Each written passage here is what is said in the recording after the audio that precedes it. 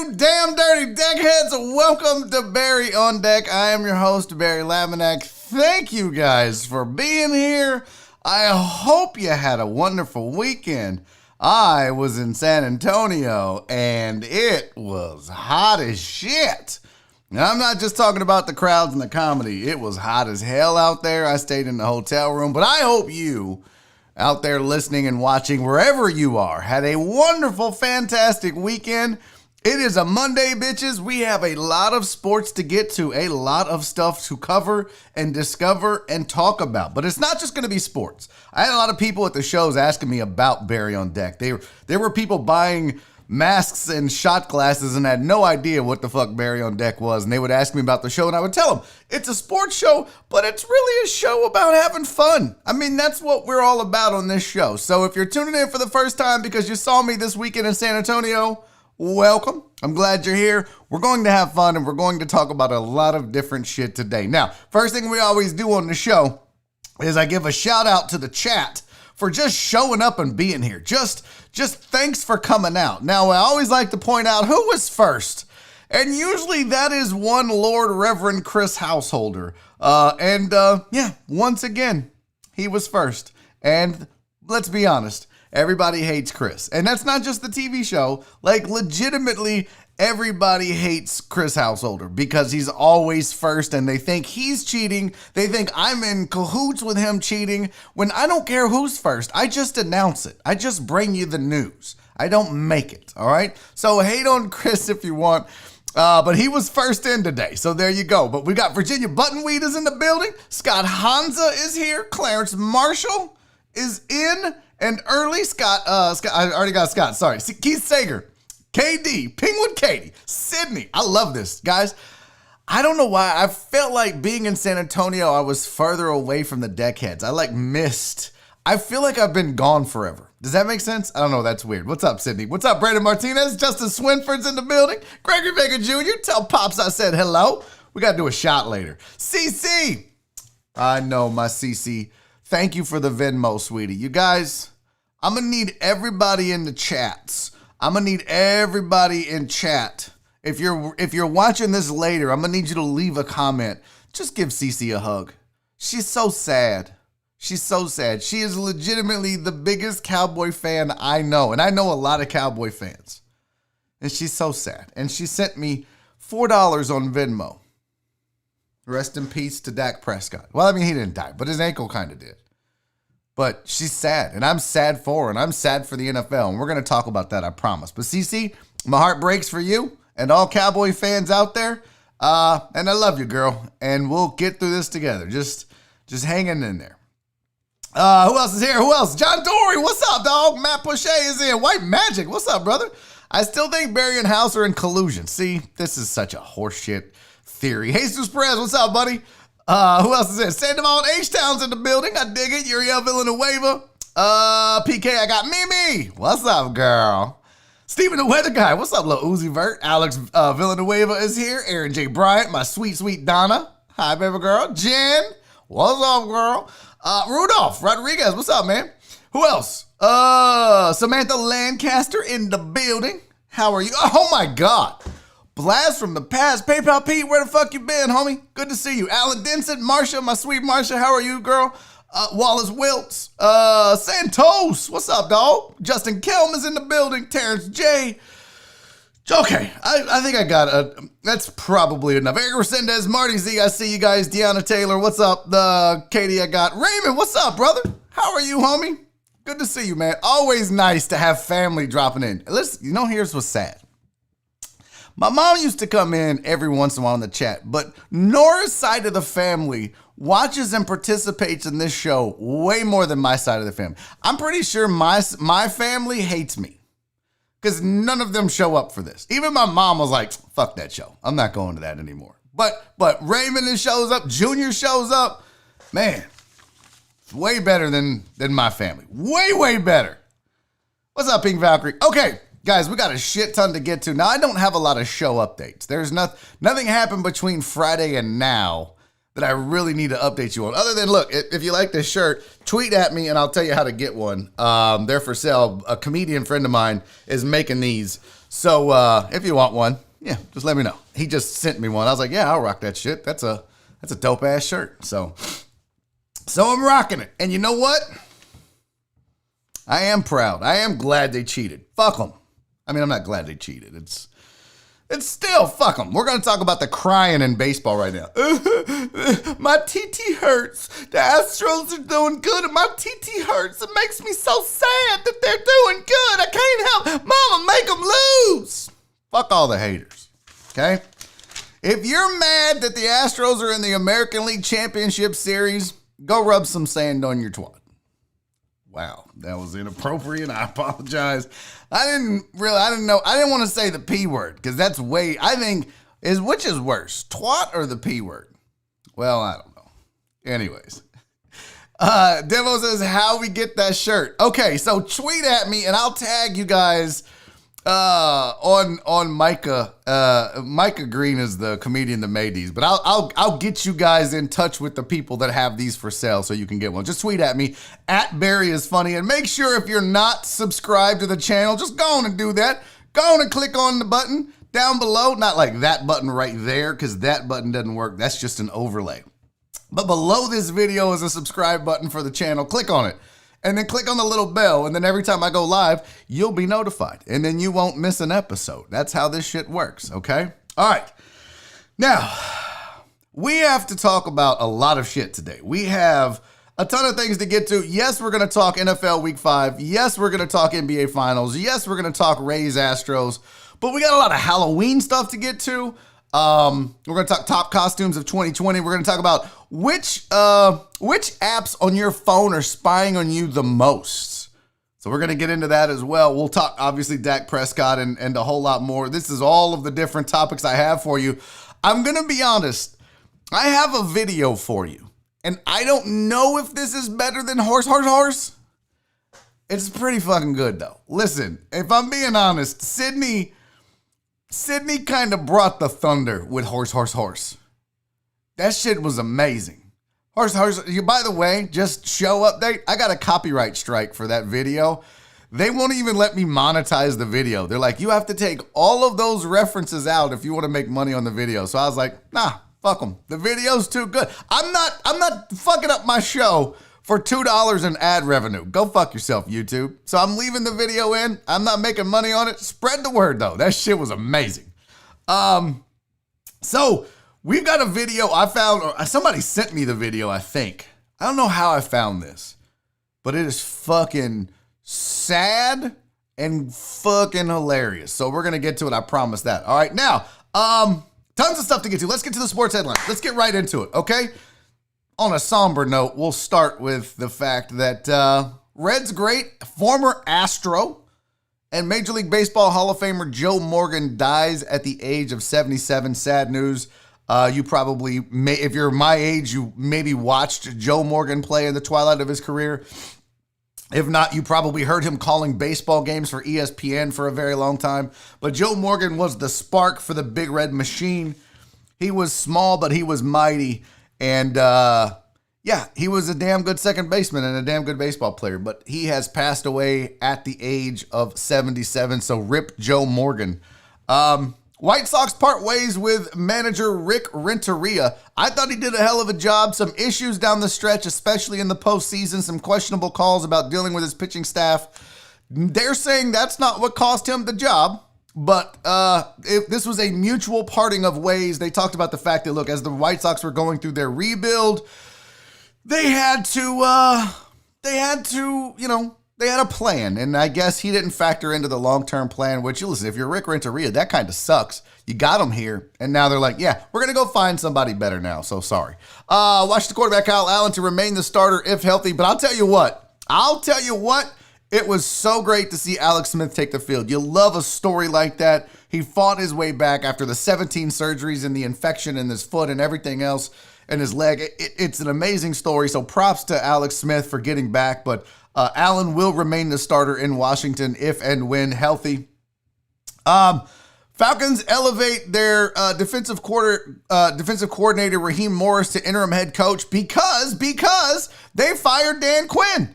Problem is, they fired Dan Quinn about 3 weeks too late, if we're being honest. I was actually driving home from San Antonio last night when Dusty Slay, who was the comedian I was working with, texted me. He was like, yo, they just fired Dan Quinn, because we were talking about it as we were trying to watch some football in his room before the show. And I was like, we were talking about the Falcons. I was like, man, they should have fired Dan Quinn like week 3. That should have been it. So they finally get around to firing Dan Quinn, do the Falcons. And who do they promote? The guy that's been in charge of one of the worst goddamn defenses I have seen in a long time, and that includes this shitty-ass Cowboys defense. The Falcons can choke away a lead like nobody's business, and that's all defense. That's all defense. So what do? Hey, guy that's in charge of this shitty-ass choking defense, go run the team. It's all yours now. Listen, we got rid of the problem. Well, I would have probably let the DC go, but the Falcons chose not to. They have promoted Raheem Morris. He does have head coaching experience, but they have promoted Raheem Morris to interim head coach. He's well liked by the players, and that's all great and good. And listen, Aaron J. Bryant, if you guys can't see, he is in the chat. Aaron J. Bryant is our resident Falcons fan. And I'm sure he will be the first to tell you that, yeah, Raheem Morris, he's a nice guy. He's liked. But he's also responsible for some pretty shitty defensive play this year. Definitely not the long-term solution for the Falcons. But if you're a Texans fan, you're on the clock. Now, it came out that Cal McNair has hired a firm to help him in his search for a head coach and a GM. Well, you better get on it because Bill O'Brien may have been the first domino to fall. Dan Quinn is the second. Adam Gase at some point is going to go. Matt Patricia is going to be out. All right. So as these coaches start to get fired, these spots start to open up. The Texans may not be the sexiest choice for a head coach and GM right now. No picks, a horrible salary cap situation right now. You better, if you got a guy in mind, if you want Eric Bieniemy, you better make a play now before all of these other teams are available. Because if I'm Eric Bieniemy and I'm looking at the Falcons job and I'm looking at the Texans job, fly, baby, fly. Whatever the fuck y'all's thing is. I don't know. Fly, Falcons, fly. I don't know what it is. Whatever it is, the Texans better get on it. Or you're going to get some leftover scrap heap bullshit coach you didn't want to begin with. Okay? So you're on the clock, Texans, because the head coaches are starting to fall. Michael Thomas is out. He will not play in tonight's Monday Night Football game after punching a teammate in the face. So, things are going good in New Orleans as well. Good job, Saints. Got your best wide receiver in football out here punching people in the face at practice. So that's great. Nick Saban was suspicious that Ole Miss might have known Alabama's defensive play calls. Now, I don't know if you heard this or saw this, but after the Ole Miss Bama game, Saban was like, well, you know what? Fuck, I'll let Saban tell you in his own words. This is the setup, and then Lane Kiffin actually responded to it, and I'll show you that as well, but this is Nick Saban crying like a biatch. Oh, wow. No, there's no sound. Okay. Why is my sound on this not working? That's interesting. Oh. There we go. Let's start this again, folks. Here we go. Well, I'm not really calm. I'm boiling and bubbling. Trying to be encouraging to the players. Try to make the best adjustments that we could make at halftime. It seemed like everything we did, though, they had an answer for. I don't know if they had our signals or what, but I'm not. That's not anything unusual. But it seemed like every time we called something, they had the best play that they could have against it, and we and they had a really good plan. Lane is a really good coach. They got a good offensive team. They've got some good players on offense. And we didn't do a very good job of executing what we need to do on defense to stop them.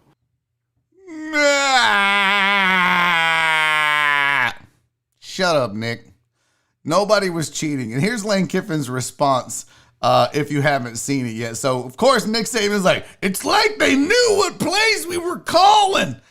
And this Lane Kiffin comes out and was like, you know what? Chill out. FYI, when you go as fast as we do, we call our play first. Stealing signals wouldn't help us at all because we are snapping the ball while they're just trying to line up. And then he puts at Alabama football, go win the natty. He basically is like, shut up and play. Quit crying, Nick Saban. Nick, of all people, Nick Saban out here whining, crying. It's like they knew a signal. Maybe they just played well, bro. You know, it's a good offense. Deal with it. Oh, crybaby ass Nick Saban, boy. Unbelievable. Well, so that was the end of that.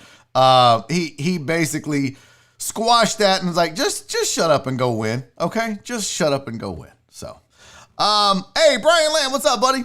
Good to see you. More people showing up in the chat. Thanks for being here. Brian Lamb's in the building. Louisa Leia, what up, dude? Total Dallas is here. So cool. Everybody's showing up. Wow, Justice Winford, this is very aggressive. Justice Winford said, Saban's a piece of shit, sore loser douchebag. Now, those are his words, not mine. That's a lot. That's a lot.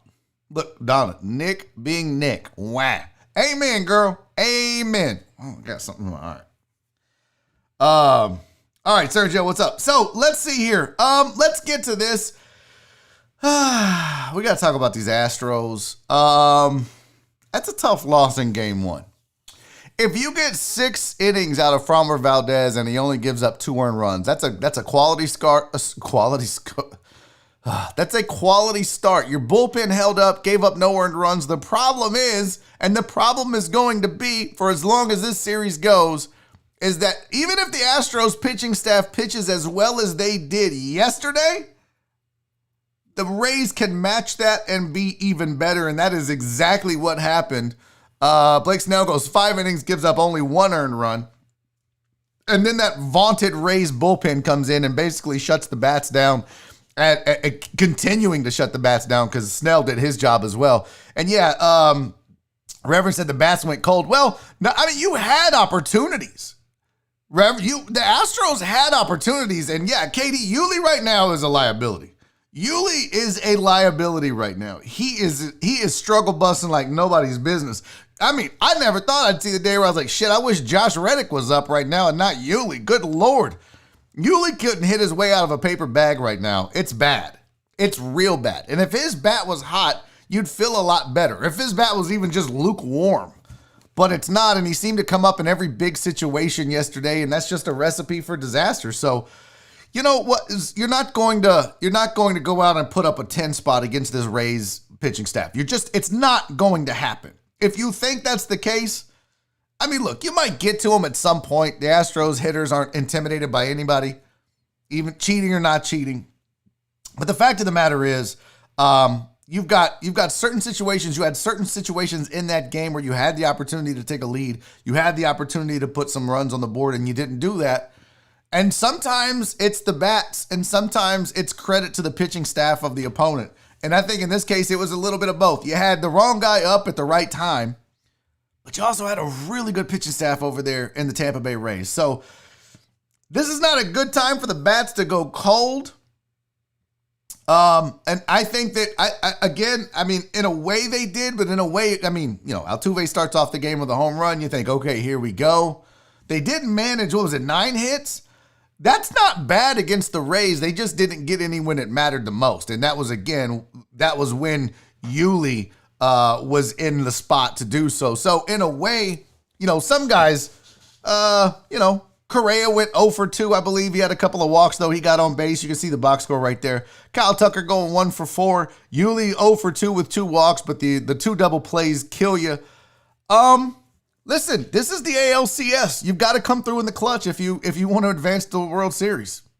You have to come through in the clutch. You have to do more. Correa's, I get the 2 walks are great.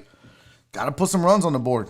That's who you're counting on. So, I'm not disappointed at the outcome. I mean, you know, Framber Valdez did what he could do.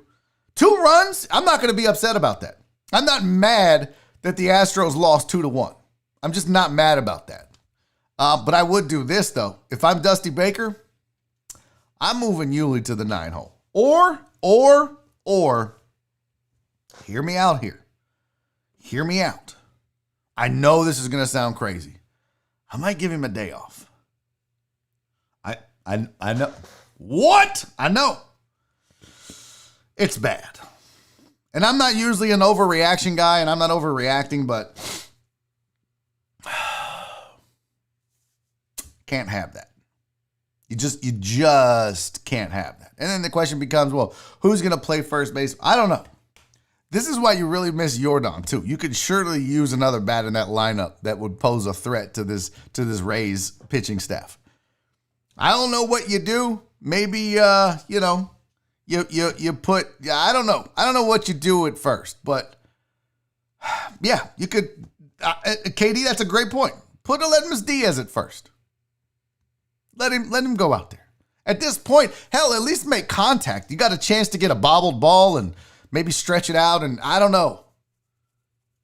I don't know what the answer is, but I think Euler needs a day off in this postseason. And yes, that's unheard of. I would do it, though. I would absolutely do it. A great name to throw out there. Aledmus Diaz. Put him in first.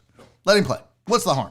Late in the game, you want to pinch hit, throw Euler out there. Maybe he's learned his lesson. Maybe he's like, okay, I got to get my shit together. I got to lock in and focus. You know, you'd have his bat late in the game if you needed it, especially extra innings. But right now, in this series, it's not time to panic. I'm not worried. You didn't even throw your best pitcher out there. Framber Valdez has pitched well. He's not your best guy. But he still went out there and pitched his ass off. And so did this young Astros bullpen. So, again, hat tip to the Astros pitching staff. This postseason has been absolutely fucking money. Nails. And I would have never guessed it. And it's why I didn't think that they would beat the A's. Hell, I didn't think they'd beat the Twins. I didn't think this Astros pitching staff would hold up in the playoffs, and these young kids are proving us all wrong. And I'm here for it. I love it. So, tough one, but they're back at it today because, of course, they don't want to see me shine, guys. The Astros start at 307. Major League Baseball just doesn't want me to win. They're just like, you know what? We know you're trying to build your little old YouTube channel and grow it. And you know what? We know people like to watch YouTube, but you know what they like to watch more? Playoff baseball. So we're going to put it right in the middle of your show. Yeah, go fuck yourself, Barry on deck. That's what baseball's telling me. Sons of bitches. Dirty sons of bitches is what I say. All right, maybe it's not about me. Who cares? Okay, so let's talk a little NFL football week 5. And sorry, I'm shuffling things around. I did not have a chance to put together a full box score for the Texans-Jags game. And quite frankly, I'm not all that worried about it. It was a okay. Let's just address it. Texans fans, we'll go first with the Texans fans, and we're going to go through all the scores. All right. We're going to get through all of these scores, and we'll talk briefly about the games that I know about. Some of the games I didn't watch, some of them I have no idea about, and I'm not going to pretend like I do. Okay. But let's just pause for the cause for a moment and discuss what happened with the Houston Texans yesterday in the NFL. Because everybody's excited. Everybody in H-Town. The Bayou City's going nuts, right? Yeah. Bill O'Brien's gone. See what happens? 30 points. Deshaun throws for 359. Yeah, he had a couple of interceptions. One of them wasn't his fault. Ball got tipped. The shit happens, right? So if you take that one away, don't count it. He had, 25 of 35, 359, 3 touchdowns, 1 interception. Still had a 78.2 QBR. Deshaun balled out yesterday. Deshaun has been prone to those games. Here's the problem. You knew it was coming, Texans fan. You knew I wasn't going to just let you enjoy yesterday. Because there's really not a lot to enjoy. You played a really bad Jags team. A really bad Jacksonville Jags team. Jaguars. They're bad. And Gardner Minshew is bad. And that Jags defense is bad. And look, you did okay. I mean, in the running game, what they give up? 75 yards rushing? Cool. But you also let Gardner Minshew throw for 300 yards on that secondary. That guy, Gardner Minshew, the weird Uncle Rico-looking mustache-wearing guy that's on the team that's 1-4. You finally caught the Jags. Congratulations. Now you're both 1-4. There is absolutely no reason to get excited about yesterday, other than the fact that Deshaun Watson threw for 359 yards. But again, I'll tell you, I want to see him do it against a good football team. I want to see him do it against a good defense. And I know Romeo Crennel was excited, and I know that they were dancing in the locker room, and it was this huge weight off of their shoulders to get Bill O'Brien out of here. We all get that. All I'm saying, Texans fan, just chill. It's one game. It was a bad football team. Now, here's what I want to warn you about. Let's pull this up. Let me pull this up here. Let's just drag this out here. Let's share this. Texans fan, I want to warn against getting a little overexcited here because the rest of this schedule is one of the easiest in football. Now, you have the Titans. That's going to be a tough game, okay? Packers, tough game. Jags, not tough. Browns, Patriots, Lions, shouldn't be a problem. Colts, Bears, I don't know. Colts again, Bengals, Titans. At one point, this was considered one of the easier schedules remaining in football after they started 0-3, 0-4. But let's be honest. Do you think that this Texans team as is can beat the Titans? I don't know. That's going to be a tough game. Can they beat the Packers? I don't know. That's going to be a tough game. They should be able to beat the Jags again. Can they beat the Browns? Good luck. Browns are balling their ass off. Can they beat the Patriots? I don't know. Is Cam healthy? Because if Cam's playing, no. That's going to be, I shouldn't say no. It's going to be a difficult game. If Cam's out, sure. Give me a dub. I'll pick them over the Patriots without Cam. Lions? Yeah. Lions are a mess. Colts? I don't know. It depends on what Colts team shows up. The Bears are playing really well. Mitch Trubisky gets benched. The defense is balling out. Khalil Mack actually got a couple of sacks in a game last week. I didn't even see what the box score was this week. Bengals, Joe Burrow's playing okay, but they're not winning. But this, you may have had your easiest game of the year this week. So, yeah, it's good to get the one. The problem is you're supposed to have an easy schedule. I don't think it looks all that easy. But if it is, let's assume that it holds up, right? Let's assume that the theory of the schedule was the hardest in football through the first 4 weeks, and it's the third easiest the rest of the way. Let's assume that's still true. Because, you never know. The Browns could shit the bed, no pun intended. You just don't know what's going to happen. But let's just assume that it's an easy schedule. Smoke and mirrors. That's what you're going to get. Just like yesterday, smoke and mirrors. Still a lot of mistakes, still a lot to clean up, but you beat a bad football team. I'm not going to get excited about that. I'm not. The secondary is atrocious. I will say this, though. The Jags somehow managed to make David Johnson look really good towards the end of that game. At the beginning, my Twitter timeline was like, what the fuck? David Johnson is awful. He is the worst thing ever. And then you look up and look at the box score and you're like, oh shit, he almost had 100 yards of rushing, I do believe. Well, go on ahead, David Johnson. How many yards did he end up? 96. 17 and 96. But at the beginning, everybody's like, David Johnson's awful.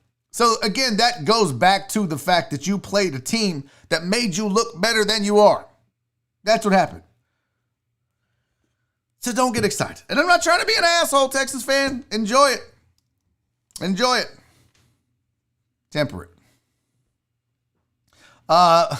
Cowboy Trav, what happens to Romeo Crennel if they run the table 10-5? Well, it won't be 10-5. It'll either be 10-6 or 11-5 or 12-4.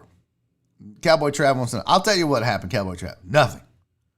Romeo Crennel will not be the head coach of the Houston Texans football team. It's not going to happen. He's going to be fine in the interim and get this team through the end of this season. He won't be the head coach going forward. I agree, Brandon Martinez. Browns so far are legit. They are looking good. And yeah, Clarence, and this is not a good team against the run. It's not a good team against the pass. The defense hadn't looked great. It hasn't been all that great. And you didn't fire your DC, so we'll see what happens.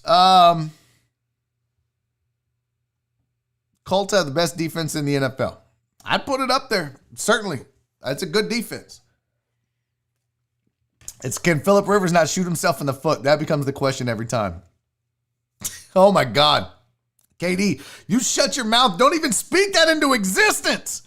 Chris Davis says Texans nightmare scenario. They hired Jason Garrett. Oh Lord Jesus, no. Please don't say that. My God.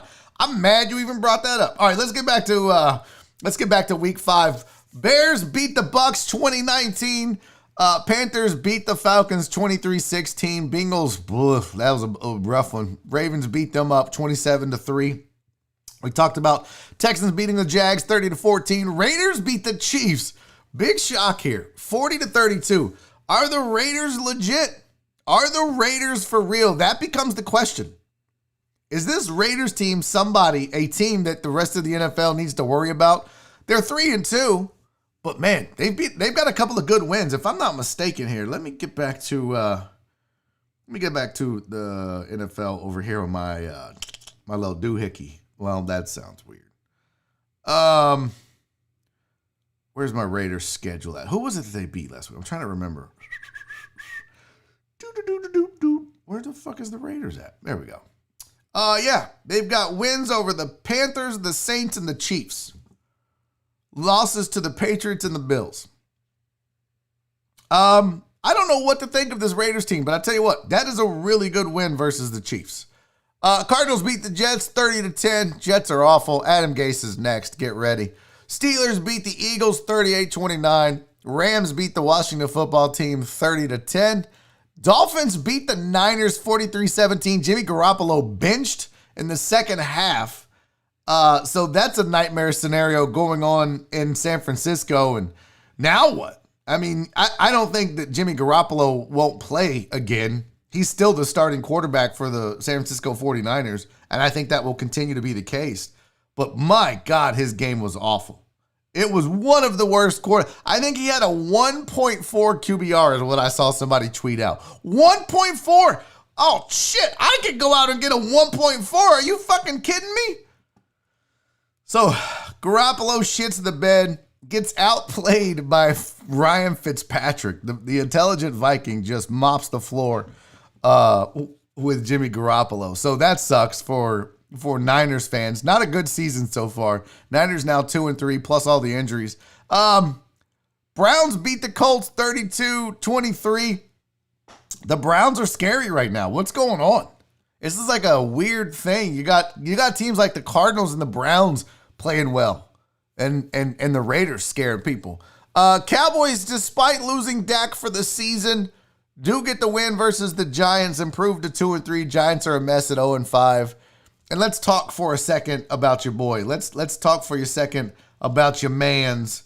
This is what Jerry had to say in regards to Dak Prescott. If you didn't hear, by the way, Dak Prescott broke and dislocated his ankle. He had surgery immediately after leaving the stadium, straight to the hospital to get surgery.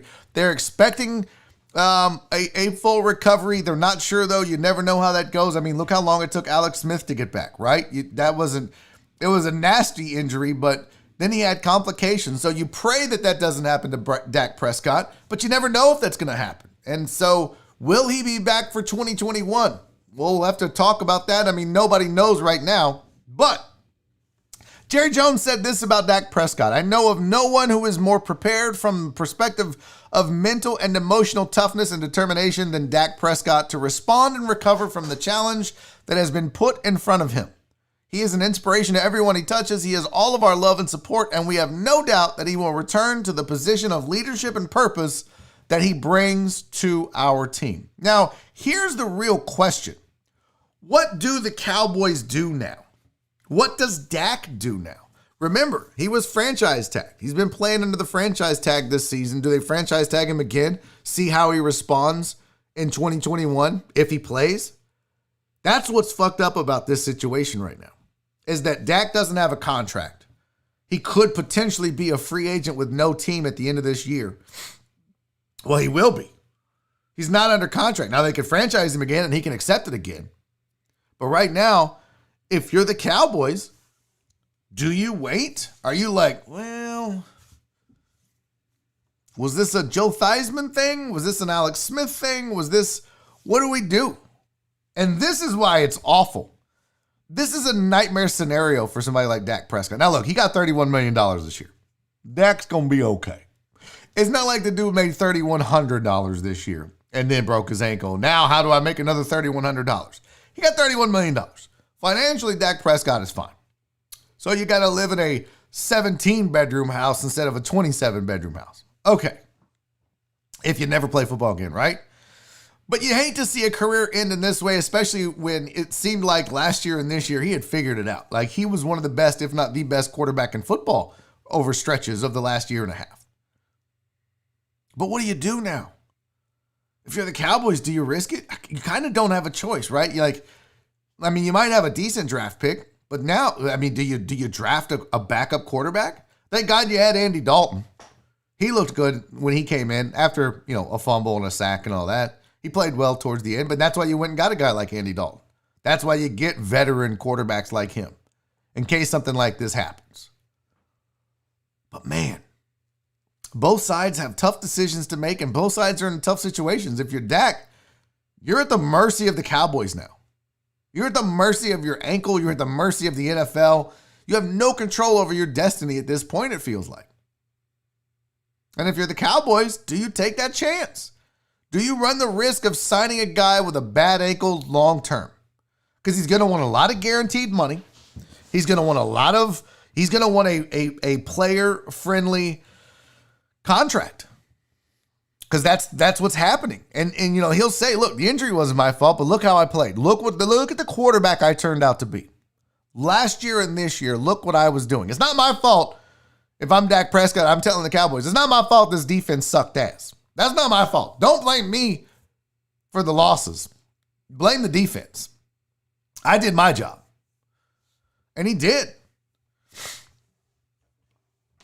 It's an awkward thing. And if I'm the Cowboys and I'm Jerry Jones, what I would do is I would talk to Dak and say, listen, we're going to give you one more year under the franchise tag. We're going to negotiate in good faith. We want to sign you long term, but we have to be smart as a football team. And if you're never going to be the same, we have to be aware of that before we commit Dak Prescott 2019/early 2020 money to you to find out that now you're a pocket passer that can't move around at all.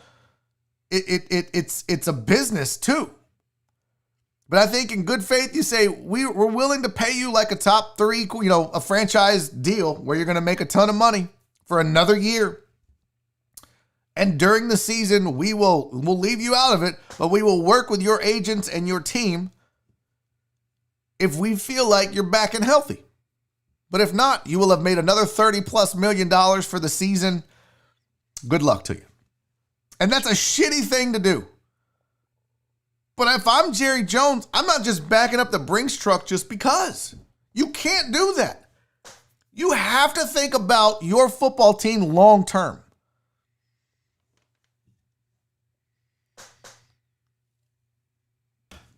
I should have oiled this goddamn chair before the show. Look, Candies says pay Dak 37 to 38 for 4 years and a player option for a fifth. Yeah, but what if he's not the same? Dak's going to want, that's a lot of money, KD, for a guy who may have a bad ankle and never be mobile again. And now his game is limited to just being a pocket passer when he's never truly been just a pocket passer. His mobility is part of what he does. I'm not saying he's Deshaun Watson or, Patrick Mahomes or Randall Cunningham or anything, but Dak's mobility is part of what he does. They call run plays for Dak. And now you want Dak to go from being Dak to Big Ben, where you just stand in the pocket. Now you're Tom Brady. It's not the same style of football. He may not be as effective doing that. I'm not saying he can't, but you don't know. And now you want to go pay a guy $38 million, and he's going to want the majority of that guaranteed over the 4 years. It's a tough situation. If I'm Jerry Jones, I say, listen, we're going to negotiate in good faith based on how you play when you come back. So Dak, whenever you're ready, maybe you got to skip 2021. We get it. When you come back, you're going to come back as a franchised player. You're going to play under 1 year, which I think is the average of the top 5 or whatever it is. That's why he's making $30+ million this year. And we're going to see. And either at the end of the year or at some point, once we've determined he's back, he's the old Dak, we'll pay you.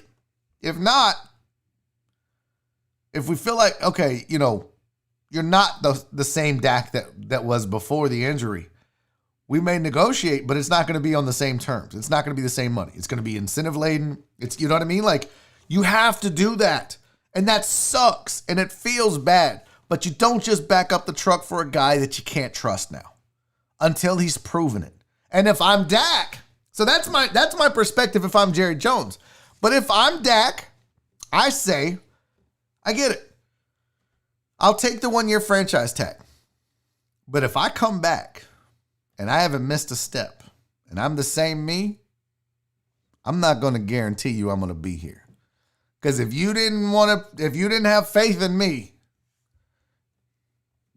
GFY. I'm telling you. If I'm Dak, I'm like, okay, I'll take your franchise tag. I'll take your 35, 37 million, whatever it's going to end up being. But if I'm back and I'm the same old guy I was before, you're going to pay me if you want me to stay. And it's not going to be this negotiation of, oh, I'll settle for it. No, bitch. I'm back. I'm healthy, and I'm still Dak Prescott, the guy that put up ridiculous numbers in 2019 and part of 2020. And if you want that, you're going to pay a premium. So I want to either make what Patrick Mahomes makes or right near it. And if I'm not the second highest paid quarterback in the NFL, I'll go elsewhere. That's where I think both of these sides are going to be at. I really think that it sucks, man. This is the worst possible thing that could have happened to both sides. I feel bad, man. I feel bad for Cowboy fans, which I never thought I would have said in a million years, but I actually feel bad for Cowboy fans. And my heart broke for the dude, man. My heart broke for that guy. That was a sad thing to watch. Yes. T-Bot said, GFY. Yeah.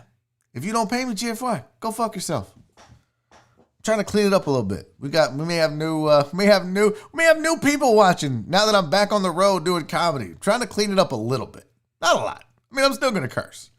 But if I don't have to, then I won't. All right, so there's your NFL rundown. By the way, if you didn't know, the NFL has had to do a lot of rescheduling because of COVID issues. So here's the new adjusted NFL schedule if you're not clear. Broncos-Patriots game will now be played in Week 6. KC and Buffalo game for Week 6 has been moved from Thursday to Monday. Jets-Dolphins, no one cares, is going from Week 10 to Week 6. Jets-Chargers moves from Week 6 to Week 11. There's going to be a test, guys. Fucking keep up, okay? Jags-Chargers moves from Week 8 to Week 7. Chargers-Broncos moves from Week 11 to Week 8. Chargers-Dolphins from Week 7 to Week 10. And Dolphins-Broncos moves from Week 6 to Week 11. There you go. Did you get all that? Pop quiz. When is the Dolphins-Chargers game being moved from whence to whence? I don't even know if that's the right words. Clarence, once again, what the hell is going on in the AFC? What the hell is going on in football? It's weird right now.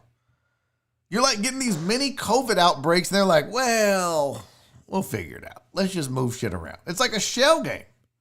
It's like it's weird. I don't know.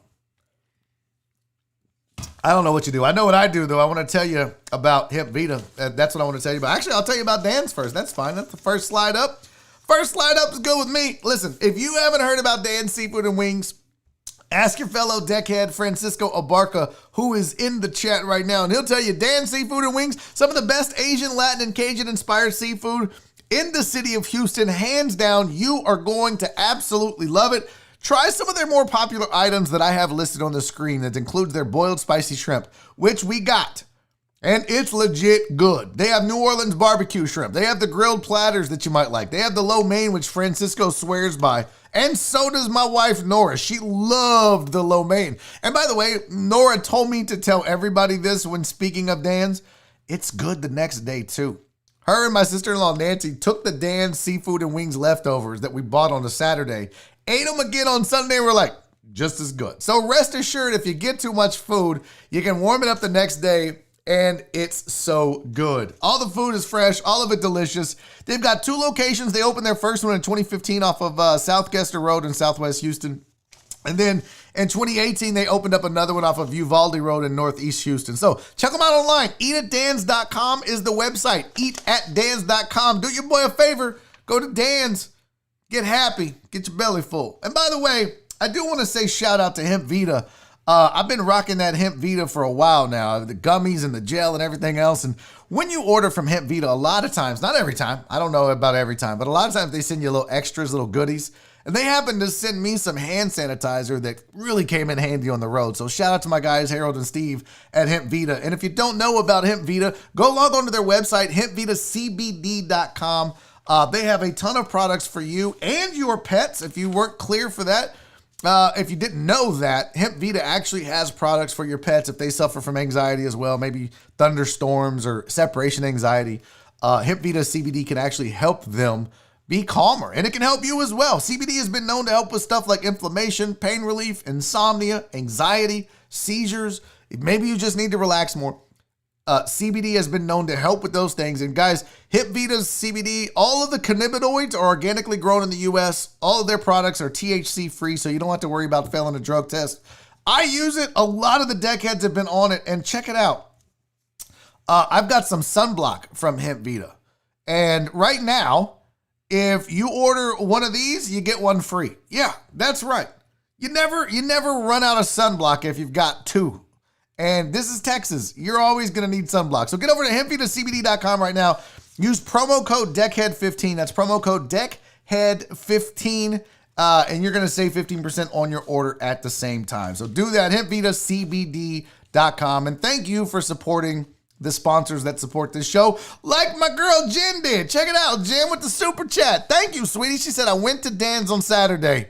I'm not even going to ask Jen because I know that shit was legit. I know. It's good, man. It's good. And Jen, thank you for going, man. I appreciate when you guys support our sponsors. And I know they appreciate it. Now, I saw something in the chat. White Magic was talking about y'all are haters. Why? Who is a hater and why? Can I get some context to that? I'd like to know why. Who is haters and why? And I'm sure with White Magic, he only talks about basketball. So it has to be about basketball, which is fine because I'm prepared to talk about the NBA. Let's talk a little bit about it. Oh, I thought I had a damn NBA slide. I guess not. I didn't do my slide for the NBA. If you didn't hear, if you're living in a bubble or maybe you just don't give a shit about the NBA, Lakers beat the Heat 106-93, win in 6 games. Lakers are your NBA champions for the 2019-2020 season. And this is again, it comes up because now what? This is championship number 4 for LeBron? Is it number 4? How many rings does LeBron have now? Hold on. LeBron James. What is this for him? Is this is either, let's see. Yeah, 4-time NBA champion, 4-time Finals MVP, 4-time NBA MVP. I thought I was 4. I don't know why I was thinking there was another one. And then, of course, the subject starts immediately. LeBron's the GOAT. Jordan's the GOAT. First of all, I'm so sick of hearing the fucking GOAT. I don't know why. It gets on my nerves sometimes. But do we have to do this right now? Do we have to have this fucking argument between LeBron and Jordan every time LeBron accomplishes something? Do we have to go back to that? Can we just let this man live his life and win his championships? Tainted or not? I mean, I look back at Jordan's career and I just wonder what he would have done with Anthony Davis playing next to him. Oh, yeah, he had Pippen. And what was Pippen before Jordan? I mean, when you have the greatest player on the planet, you're going to be open sometimes, right? But yeah, it'd be interesting to see LeBron play an entire career with the same role players that Jordan had around him. So, again, I don't want to get into that discussion. Let that man have his win. He's got 4 championships. He's got 4 NBA Finals MVPs. He had a hell of a... And the Lakers flat out won that series. Jimmy Butler was exhausted after Game 5. He put it all out there. I think he had 12 points. But don't just blame Jimmy Butler being tired. The Lakers came out and absolutely balled out on defense. What did they have? They held the Heat to 36 in the first half? If I'm not mistaken, I'd have to pull up the box score. Yeah, 36. They gave up 20 and 16 in consecutive quarters in the first half of Game 6 of the NBA Finals, did the Lakers. That's saying something. That's coming out and saying, you know what? We're going to go out and we're going to take it to them. They had a 64 to 36 lead at half, almost 30-point lead. They never trailed in this game, did the Lakers. They came out, they committed on defense, they balled out, they made their shots. Rondo played his ass off. AD was out there just like a maniac on defense. The Lakers won this series. Jimmy Butler won fans over. But the Lakers won this series. Now, yeah, LeBron cried in Game 5, and it was, I don't get my fouls. My cooch hurts a little bit. I need to get fouls more. But you can't say that in Game 6. He came out and they did their thing. Credit to the Lakers. They were one of the 2 or 3 best teams in basketball all year, so this should not be a surprise. What the Heat did is a surprise. The Lakers winning the championship is not a surprise. They should have won. They should have beat the Heat. So good for them. And good for Jimmy Butler, because Jimmy Butler is a stud. He's a star. And dare I say, after this performance in these finals and in these playoffs, he's a superstar. Jimmy Butler has proven himself to be a superstar. And now Miami needs to go get him a little more help. And we'll see if they do. But I was looking at the box score. LeBron with 28, triple-double, by the way. Where's the damn box score? I had all this. I made a whole damn slide for it. I don't know what the fuck I did with it. LeBron with 28, 14, and 10 assists. AD with 19 and 15 rebounds. They balled out. And Jimmy Butler, 12 points, 7 rebounds, 8 assists. He was a minus 18 on the floor. They just got outplayed. They got outworked. And dare I say, I'll tell you the unsung hero in all this. And I know you guys are arguing in the chat, and I'm going to allow the arguing. Just go ahead. Do your thing. Some of you aren't listening, and that's fine. But the rest of you that are listening, I'm going to tell you who the unsung hero in these NBA Finals was for the Lakers. It wasn't Rondo. It wasn't Green, even though it's weird that he got death threats for missing an open 3, which is fucking ridiculous. And Laker fans, you are absolute garbage people if you sent that man death threats. Go fuck yourself. You're a piece of shit if you send another man death threats because he missed a fucking open 3 in a basketball game. Oh my God, I hope you get butt herpes. I do. I hope your mom gives you the clap if you sent Danny Green death threats. You're a fucking asshole. Okay. The unsung hero wasn't even Kentavious Caldwell-Pope. The unsung hero was Frank Vogel.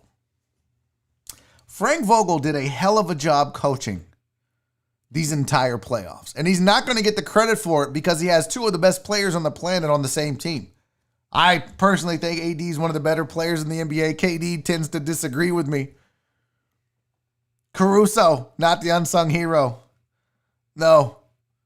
Frank Vogel. Frank Vogel's never going to get the credit, but think about the moves that he did. Think about the things, the adjustments that Frank Vogel made. Not just night in and night out, but series to series. Frank Vogel outcoached a lot of folks. He outcoached Eric Spoelstra. He outcoached Mike D'Antoni. Frank Vogel did a hell of a job, and I'm surprised by it. I am. I'm surprised by the job that he did as a head coach. I never assumed it. I thought, oh, well, Frank Vogel to me is like, he's just a dude. Just a guy that benefited from having the best player on the planet on his team. But he actually did a hell of a job coaching in these finals and in this series, in the playoffs. So credit to him. He earned my respect, I'll tell you that much. I don't just look at him as just some rando. He did a hell of a job in these playoffs. So credit to him. All right. We got to get to a break. No more sports. I'm done. Busy weekend in sports. We talked about all the sports. I got all the sports out of the way. When we come back, we have got a ton of non-sports fun stuff to get to, including we're going to talk about smartphone spies. We're going to talk about Halloween stuff, including costumes and candies. Boy, this video, oh my God, I cannot wait to show you guys this video of this man serenading this woman. It's the best. It's the absolute best. So stick around for all that and more. Now, at the break, I don't know if you saw it this weekend, and we can touch on it after the break, but Bill Burr, one of my favorite stand-up comics, was on Saturday Night Live, and he had a sketch that he did about pumpkin spice beer for Sam Adams, and I'm going to run that during the break. If we get kicked off, fuck you, YouTube. Maybe I'll just continue the show on Twitch the rest of the day. How about that, huh? So be prepared. If this show goes off the air, I mean, go ahead and subscribe to the channel, right? Go ahead and... Why isn't this working? My little subscribe button's not working. What happened to my subscribe button? Did I delete it? There it goes. I wonder why I wasn't firing off. Huh. Whatever. If we get kicked off the air because I'm running this during the break, go on Twitch. Twitch.tv/Barry is funny. All right. We're going to take a 5-minute break. I will see you guys shortly. This is Barry on Deck. I'm your host, Barry Laminack. Thanks for being here.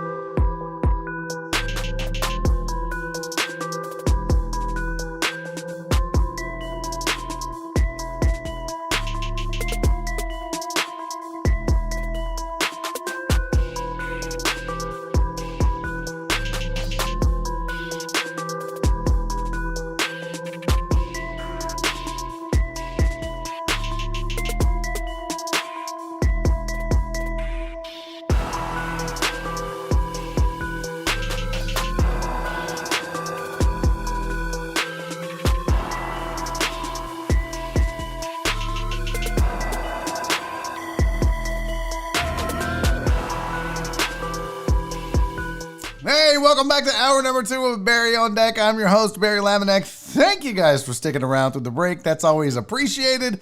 I know some of you are like, this is getting boring, so I try to spice it up. Some days it happens, some days it doesn't. I hope you enjoyed that video of Bill Burr, courtesy of Saturday Night Live and NBC Network. I don't even know why I say that. They're not listening.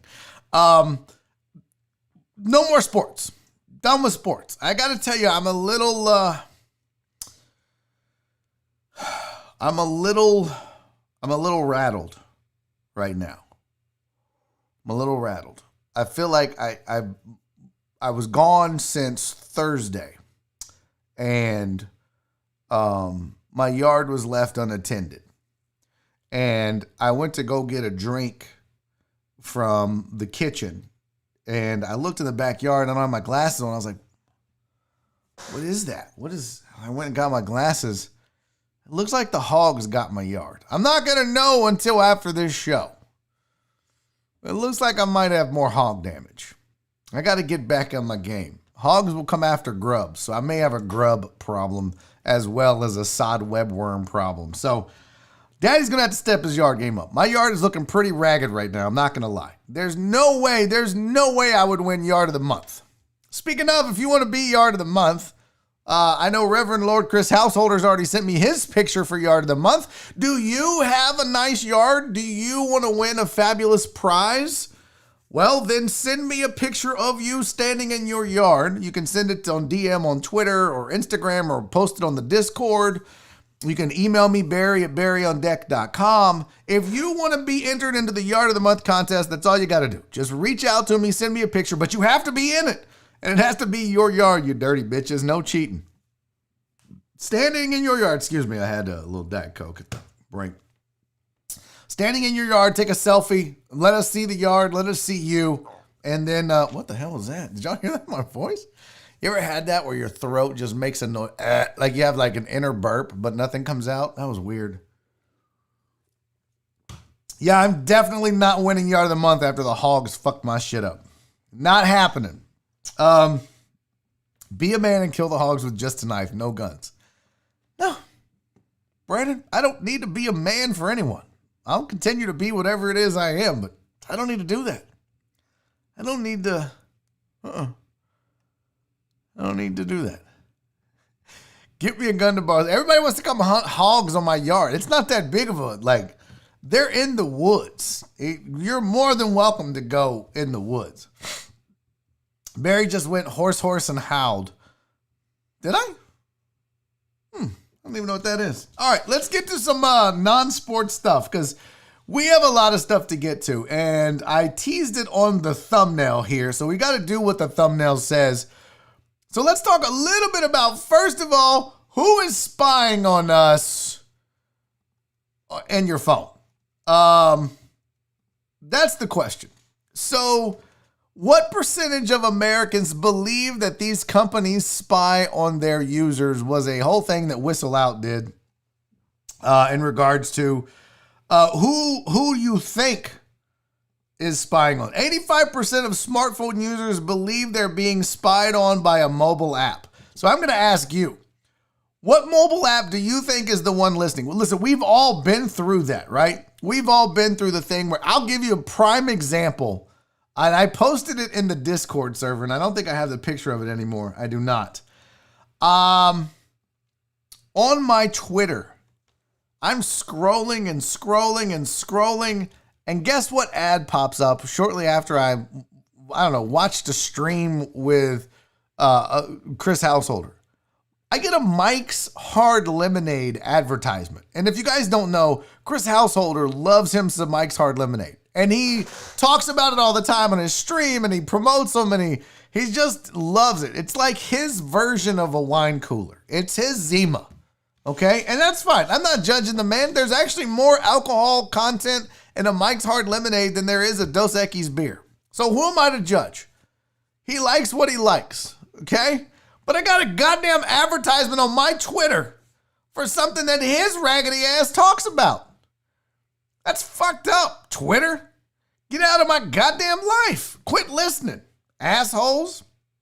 So this article had talked about this new survey from Whistle Out provides some numbers to back up a growing sentiment that people think that their smartphones are spying on them. It said that the latest numbers from smartphone industry estimates that the average smartphone user has between 60 and 90 apps on their phone. That's a lot of apps. 60 to 90? Damn. Additionally, the average smartphone user spends 77% of their time on their 3 most favorite apps, which is about right. 75% of downloaded apps sit unused, but they're still listening. So they said that almost 2/3 of our study, 65%, claim they've had an ad for a specific product they've talked about but have never searched for online. And let's be real, that is the creepiest fucking thing about owning a phone. It really is. You talk about something and then later you get on Facebook and you get an ad for something you've talked about that you've never looked for, that you've never searched for, you've never typed it in. Like fucking Mike's Hard Lemonade. Do you really think at any point in my life I'd searched for Mike's Hard Lemonade? Fuck no. But yet here I am following House's raggedy ass stream. All of a sudden I get goddamn Mike's Hard Lemonade ads on my Twitter. It's ridiculous.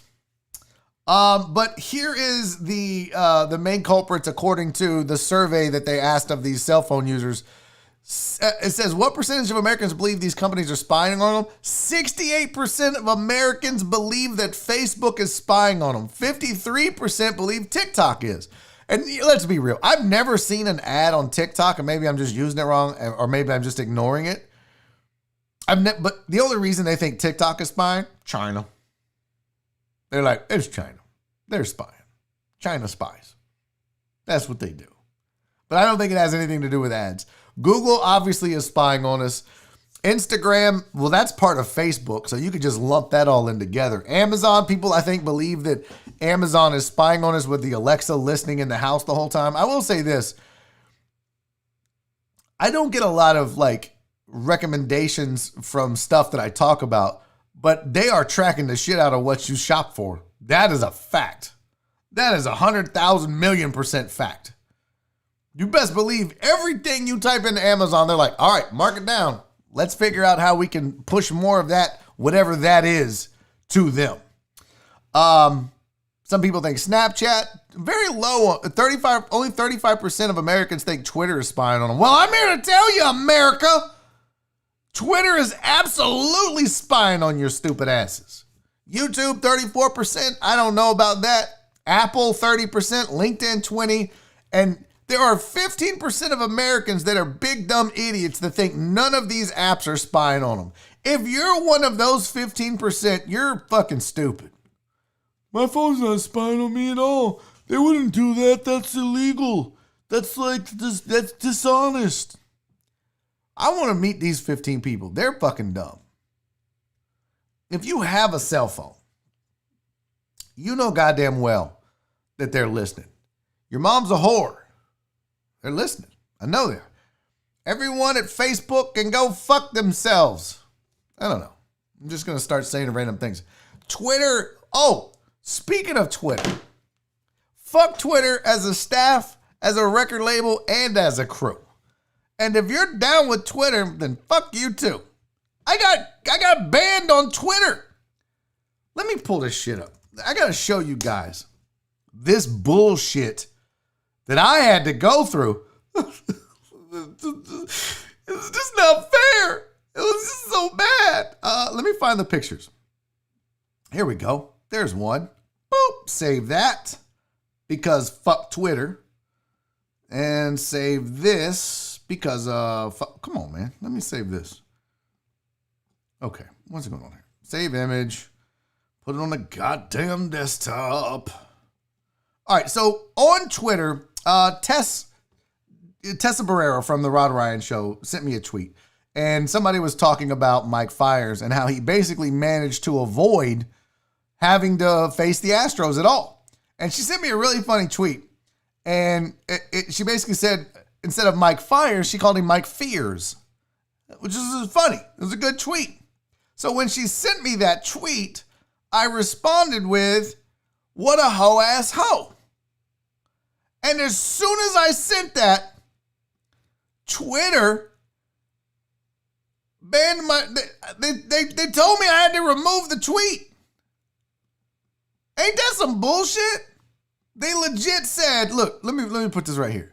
They legit said, by clicking the above button, you are removing the content of your tweet. I can't call Mike Fiers a hoe-ass hoe. Is that what you're telling me, Twitter? I can't speak the truth Because let's be honest, Twitter, Mike Fires is a hoe ass. Actually, he's a bitch ass hoe. But I took it easy. I just said hoe ass hoe. But now that's considered some sort of hate speech? That's considered bullying?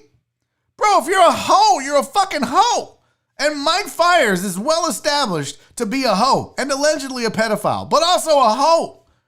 If you snitch on your former baseball team and make everyone on that team's life a living hell, and you get 2 people fired, and the entire country and world hates your fucking guts, you're a hoe. And if you're a hoe, and then you make fun of other people and avoid the very people that you got in trouble, you're a hoe-ass hoe. And that's the other thing that pisses me off, is you see women being attacked on Twitter, the president saying he's going to bomb North Korea, which is an example somebody made. There is so much bad shit on Twitter, yet I call this bitch-ass hoe a hoe-ass hoe, and my account gets locked out. Look at this shit. This is what I got. Your account has been locked, Barry is funny. What happened? We have determined that this account violated Twitter rules. As a result, we have locked your account. To unlock your account, you must do the following. Remove the tweet that violates our rules. If you think we made a mistake, you can appeal this violation. I tried to appeal it. That fucking link went nowhere. God damn, this is the beginning of the end for me on Twitter. Seriously, if I can't if a stand-up comic and sports commentator can't combine the 2 jobs and say, Mike Fires is a hoe-ass hoe. What are we doing? That's not bullying. I didn't say you guys should find Mike Fires in the streets and beat him to death. I called him a hoe-ass hoe. But apparently that is a violation on Twitter. But yet, people can talk all kinds of shit on Twitter. Nothing happens. The people that run Twitter must be A's fans. Fuck them hoes. Oh, it's just that really pissed me off. Anyways, so the whole point was, are we being spied on? My question is, do you believe it? And which app on your phone spies on you the most, do you think? I'm going to say Facebook. I think I'm getting spied on. Like, I think they're listening, and I hope Twitter was listening, because fuck Twitter. And fuck everybody that works at Twitter. That whole raggedy ass system can go fuck itself. Remember how I said I wasn't going to cuss? Well, there goes that. But I think Facebook for sure is the biggest, is the most guilty at that. And you're supposed to be able to turn that off? Nah, I don't believe that shit. You think YouTube is the one spying on you the most, Sergio? Really? I don't know.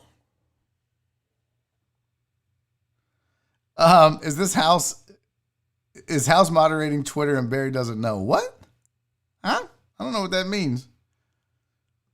Brandon Martinez wants to know how the shows go with Dusty Slay. Dude, it was a fun ass weekend. Dusty Slay is not only one of the best comedians in the country, he's a cool ass dude. We sat outside smoking cigars after Thursday's show and Sunday's show. Friday I was exhausted. I didn't feel like hanging out, but man, we did our shows and then we went back to his hotel. I ended up at a separate hotel because they didn't put me up, so I had to get my own. But I ended up at a separate, but we hung out at his hotel until like 3 a.m, just sitting outside, smoking cigars, shooting the shit, talking comedy, talking life. We talked, virus. We talked everything. Politics. It didn't matter. Just a good hang, man. Just a great dude, a funny dude. If you ever get a chance to go watch Dusty Slay, highly recommended that you do it. He is legitimately one of the funniest comedians in this country right now. And I can't wait to see. He was on his way to blowing up big time before COVID hit. So I hope he gets back on that path because he absolutely deserves it. He's wonderful. Absolutely wonderful. So thanks for asking, though. It went good. It was a fun weekend. Tanvir was the host, and he did a great job. So, yeah, it was fun. I can't complain, man. The turnout is weird. I will say that. Comedy's in a weird place where we can only have like 50%, and especially in Texas, you can only have 50% of the room. So you basically got every other table is empty. And then if it's not a sellout to begin with, it's weird. It's like everybody is spread out, which is not good for comedy. Comedy rooms are the best when it's either full or the people that are there are all sitting together in a tight little circle, then it feels more like a show. So it was a little weird. And this was my first road trip since March 14th, March 11th. I think I was in New Mexico at the time. That was the last time I was on the road. So from the middle of March to almost the middle of October. And I hadn't been on the road. I had done shows locally, but to get back out on the road was great, but it was a weird vibe. Some of the shows were super weird. Some of them were fun, but all in all, just happy. Hope I don't end up getting COVID, because anytime you get out now, you're risking it. That's a fact. Anytime you go anywhere now, you are fucking risking getting COVID. So I hope that's not the case, because that surely is going to suck, because Daddy don't have insurance anymore, because Daddy don't have a job. All right, let's talk a little Halloween. Oh, what was the cigars? Truck and Taco said, what was in those cigars, Barry? I mean, tobacco. What? That's how they make cigars. They put tobacco in the cigars, and then you smoke the cigars. It's tobacco. Why would you? What do you? Is there? Huh? I don't know what you're talking about. Top costumes for 2020. Now, this is according to Google and Google's research. So we just talked about the fact that they're spying on us, right? Well, let's talk a little bit about what are the favorite costumes of 2020. Google has said that, look, people have been searching for costumes in September, and these are the September's trending Halloween costumes are action-packed. There's martial arts. There's all this stuff. Here's your top 10. Number 1, Cobra Kai. And if you don't know why, that's a new show on Netflix where they basically took the Karate Kid and did a follow-up. And what's been going on in their lives since the Karate Kid happened. So I've watched like the first episode of Cobra Kai. Everybody loves it. Everybody's like, man, this is great. I felt like the acting was kind of bad. Nora didn't like it at all. But Nora wasn't like a Karate Kid guy. I liked the Karate Kid. But now I watched the Karate Kid as an adult, and I was like, that's kind of bad. Pretty awful. But everybody seems to love this Cobra Kai series. And I seriously, look, 713 Hooligan, Cobra Kai is the shit. Ugh. I watched it. I didn't really like it, man. I didn't like it. Sergio's going as the Tiger King. That's probably a good safe bet too. So here's some of the things that have been searched. Cobra Kai, a Dungeon Master, The Mandalorian, Space Cowgirl. I don't know why that's what's Trolls, Belle, Marshmallow, an inflatable shark, a firefighter, or the Sanderson sisters. Confession time. Who the fuck are the Sanderson sisters? Can I Google that? Is it safe? Is this like, are these porn sisters? Sanderson sisters. I don't even know who the fuck this is. Oh, it's Disney. Hocus Pocus. What am I watching? I don't even know what that is. I'm so out of it. I will say this. There's a new there was a new costume on the market that did I not get I thought I had the picture for this. Oh, here we go. This is now a new costume. You got to be fucking kidding me. Who's paying for this? You can now get a white wig with a fly on it as your costume.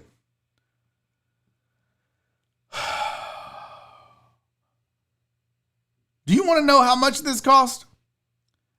I don't think you want to know how much this costs. Do you want to know how much that wig costs? Take a guess, chat. Take a guess how much, if you wanted to go as a guy with a fly on his head, if you wanted to go as Mike Pence or something like that. My stomach is growling like crazy. You guys can probably hear it. I can hear it in my headphones. If you wanted to go as the fly on Mike Pence's head. Now, I guess you wouldn't be going as the fly. You would be going as Mike Pence. Matt Poche says $35.99. I did watch the debate. I know why that's a thing. Here's what I don't understand. $59.99. $50. Nailed it. CC, for $50, You get this wig with a fly on it. Why not just buy a fake fly for $5? Buy a silver wig for $20. Make your own get a twist tie. Twist tie the goddamn fly to the what? $50 for this bullshit ass wig. Not the whole costume, not the suit, not the tie, not the US pin, not all that other shit. By the way, this guy looks nothing like Mike Pence with his beard and all that. That's fucking weird. It's creepy. It's creepy. This guy looks like if Buffalo Bill from Silence of the Lamb was going to dress up as Mike Pence. That's what this looks like. This guy, it puts the debate in the basket. It puts it's fucking weird. That's a weird, why have that guy? Get an old man to do it. That's fucking weird. $50, not for the rest of it. You don't even get a night out on the town with the weirdo in the suit and the wig. $50 gets you the white hair and the fly. And people are going to buy that shit. It's crazy to me. Unbelievable. Unbelievable. How many of you, chat, how many of you actually dress up on Halloween? I'm curious. And not because you're like, oh, well, my kids dress up, so I'm going to dress up. I'm just saying, like, because if you say that, you really wanted to dress up anyways. Because there are a lot of parents whose kids dress up that they don't dress up. So you can can all the excuses of, well, I do it for the kids. You dress up because you want to dress up. How many of you dress up for Halloween? And what do you go as? CC says, here. Are you guys listening to this? Hold on. Listen to my stomach. This is crazy. It's so loud. This is unbelievable. Okay, why is this moving like this? Oh shit, I'm about to break the whole mic stand. I better be careful. Almost broke all my shit off the little thing. My stomach is loud.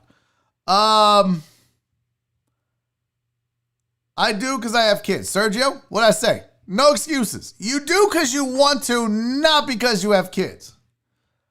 Reverend says, I do as whatever my kids tell me. Now see, okay.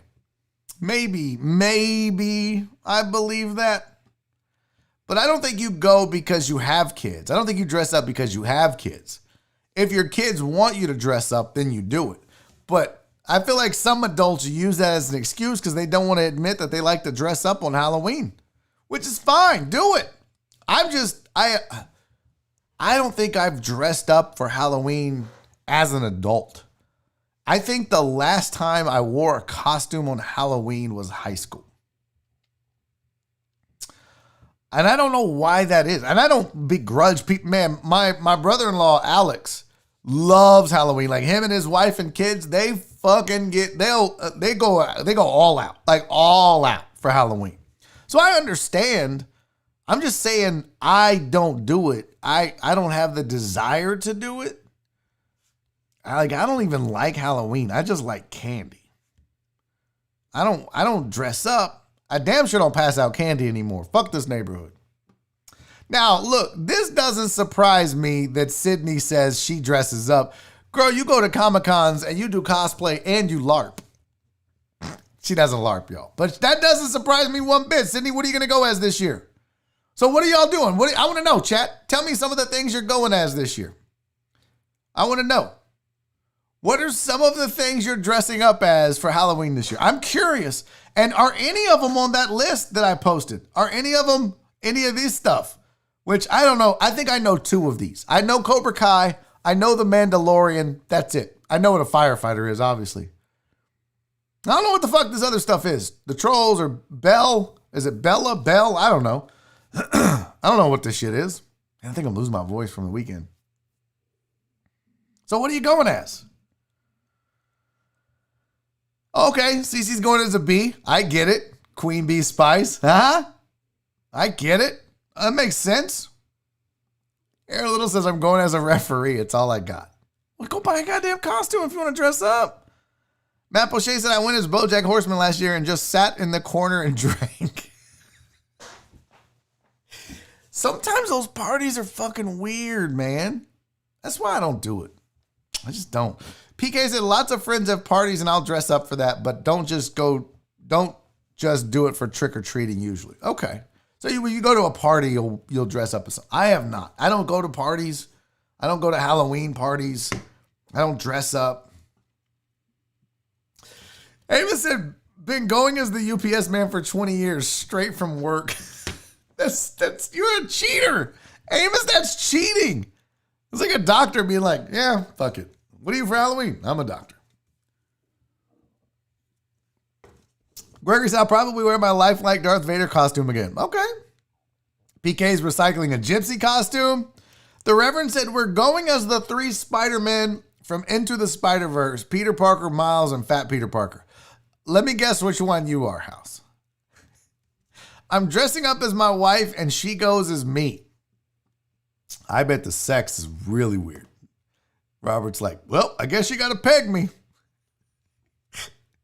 Halloween is the best, Sydney says. Sydney, what are you going as? Did I miss it? I feel like I missed it. What are you going as, Sydney? I'm curious. Have you picked your costume yet? Are you going to make Walt dress up? I can't wait to see Walt dress up. I feel like Walt just dresses up as a pimp every year. That's what I feel like. Belle is from Beauty and the Beast. Clarence Marshall said, an ant black man coming out of quarantine. What? An ant black man? Did you mean angry? Oh, Brandon Martinez said this could be the next. Listen, I'm down for that. If you guys post your Halloween costumes, I'll roast you. That'll be fun. Cowboy fam, I'm going as an Asian cowboy. None of y'all have really anything creative. Oh, there you go. Cowboy fam, you got to go as Debo. Horse. You got to get the fucking curls coming out. Louise said, I've always gone as the Invisible Man. When they say, I didn't see you at my party, it's like, I'm that good. That's good shit, man. I don't know. Oh, Sydney went as Catwoman last year. See, I don't even know what I would dress up. If I were going to dress up, what would I wear?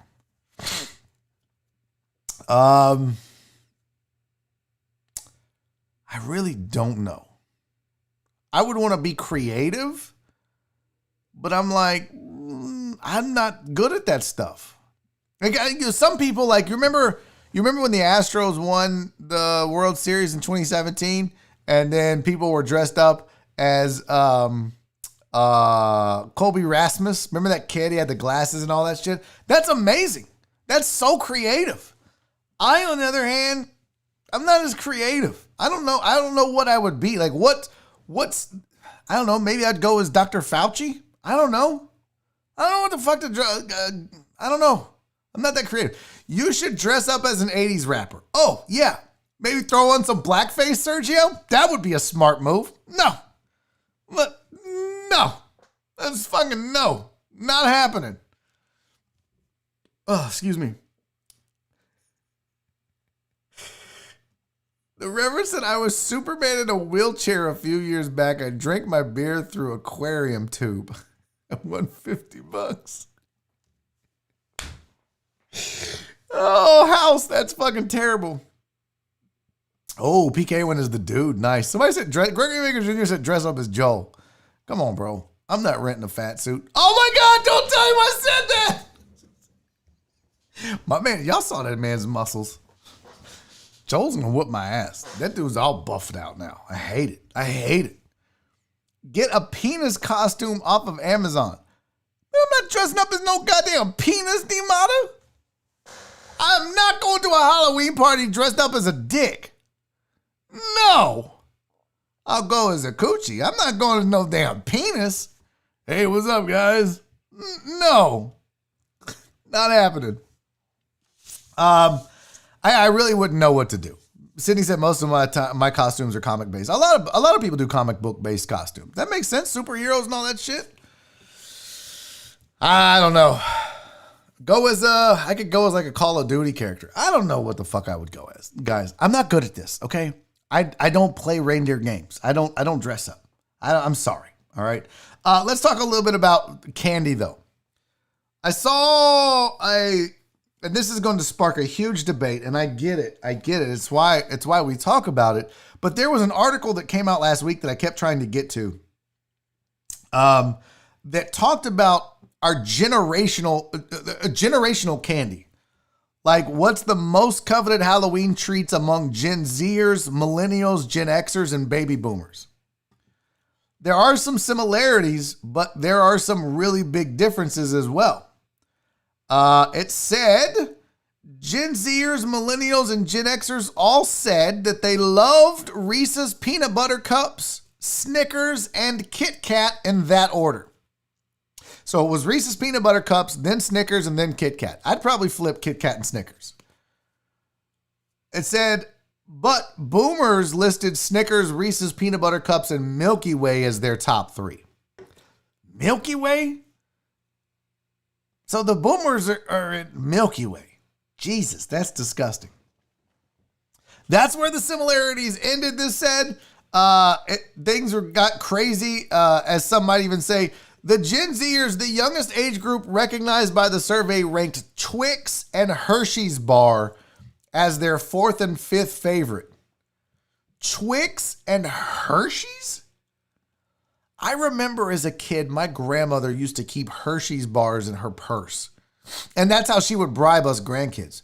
She'd be like, you want to come see your grandma? I got a Hershey's bar in my purse. I'd be like, oh my God. And then I would eat and I'd be like, this is fucking whack. Like, Hershey's bar is the missionary position of candy. Hershey's bar is a hand job in the movie theater. It's like, I mean, it's cool you got one, but it ain't the same. You know, you're like, man, it's just not the same. I don't know. And then it's all the individual little squares. And she wouldn't give you the whole Hershey bar. She'd give you like 2 squares. It was like, why you being so greedy, Nanny? Come on. You got a whole goddamn Hershey bar there. Why'd you break me off 4 little squares? Give me more of that shit. And that's the thing. That's why old people like Hershey's, because they can like break it off and give you a little bit at a time instead of a whole candy bar. You can't break up a Snickers like that. You got nougat all over the place and shit. But my grandmother, man, she would bribe the shit out of us with the Hershey's bars. And I didn't even like it. I was like, fuck it, it's candy. Millennials, generally defined as the generation born in the early 80s through the 90s, somehow voted candy corn into their top 5, followed by Twix. So we established top 3 again. Reese's, Snickers, Kit Kat. Reese's, Snickers, Kit Kat. That's the top 3 for all of these, right? Millennials have candy corn and then Twix in their top 5. Where you at? All you candy corn haters, where you at? Millennials know what's up. They love that candy corn. Gen Xers, meanwhile, had Milky Way and Almond Joy as their 4th and 5th favorites. What? Almond Joy. How can I put this nicely? If you like Almond Joy, you're a fucking idiot. Almond Joys are fucking disgusting. They're gross. They're awful, awful pieces of candy. I mean, like a Milky Way. If there was like, if Milky Way is like, Milky Way and Almond Joy are both, I feel like, they're like the third world countries of candy. Like, you know, I'm glad I have this Snickers. I'm glad I'm over here in Snickertown and not, living in fucking Almond Joy land. I don't know. They're fucking awful. They're disgusting. What is in a Milky Way? It's this fluffy stuff. I don't know what that is. I don't know what that fluff is in a Milky Way. You can keep it. You can have it. And the Almond Joys with the nuts. Remember that song? Almond Joys got nuts. Mounds don't. I remember that as a kid. Almond Joys are fucking gross. They're disgusting. They're what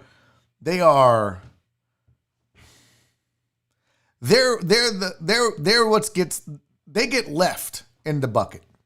Like, I wouldn't even eat Almond Joy or Milky Way. I might eat a Milky Way. If I'm like fiending for chocolate I might eat a Milky Way. I would rather eat a fucking thing of broccoli than eat a goddamn Almond Joy. Seriously, I would rather eat ass than eat an Almond Joy. If we're just going to be honest, if we're just going to put it all out there, if we're just going to say the truth, give me a big old butthole. I would rather eat a big old butthole than an Almond Joy. And it doesn't even have to be a human butthole. I'd rather eat Oliver's butthole than an Almond Joy. Fact. Almond Joys are gross. It's disgusting.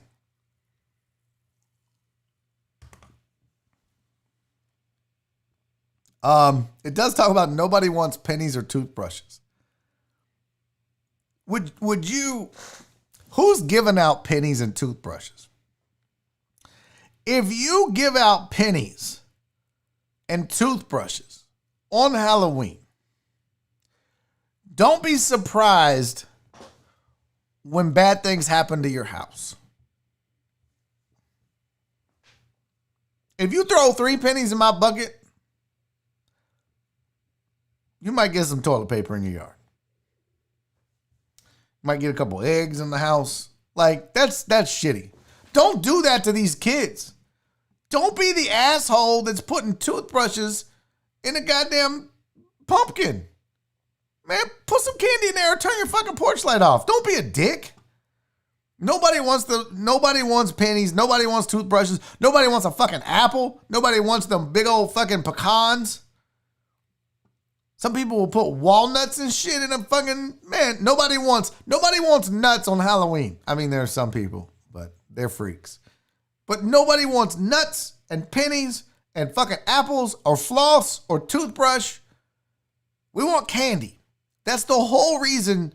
That's the whole reason for the holiday. Jesus died for our sins so that we can get candy on Halloween. I don't know how holidays work. I don't know. I don't know how it's related. I don't know. I feel like that's what it was for, though. Like, he was like, give unto others as they would give unto you. And if you giveth pennies, you're a bitch. I feel like that if Jesus was into Halloween, he would say that. I really do. I think Jesus would look at people and shake his head. He'd be like, really? Pennies? Oh, my God. I don't even mind candy corn. My wife, I should go show you guys. We have these my wife bought these 2 glass jar things for the countertop. Filled them with candy corn. Full. And I'll eat candy corn. Candy corns ain't bad. People love to it's in fashion. It's in vogue to bitch about candy corn. Let me tell you something. Candy corn ain't nothing but fucking sugar. If you're bitching about candy corn, you're bitching about sugar. That's it. You're just like, I hate sugar in a triangle. I hate tri-colored triangle sugar. There's no goddamn flavor to a candy corn. I think you can buy flavored candy corns, but the original, the OG candy corns, it's just fucking sugar. That's it. Why are you bitching about sugar? You're like, man, fuck triangles, fuck brown, orange, and white, and fuck sugar. That's why you're mad at candy corn. Or is it because everyone else says they hate candy corn and you don't want to be like, I like candy corn? And they're like, you're a weirdo. You're like, nah, you're a weirdo because you ate triangle sugar.